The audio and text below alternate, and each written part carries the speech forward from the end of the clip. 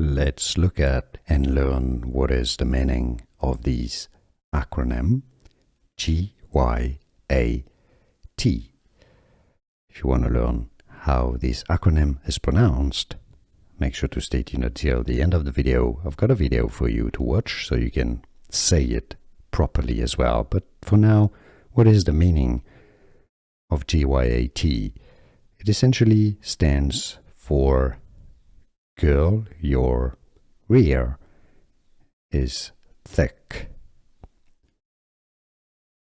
Essentially, the definition, the meaning is as a person, usually a woman, with large buttocks and sometimes an hourglass figure.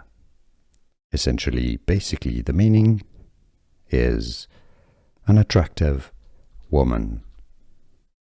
This is your meaning. If you want to learn more interesting expressions, here are videos for you and how to pronounce it, the pronunciation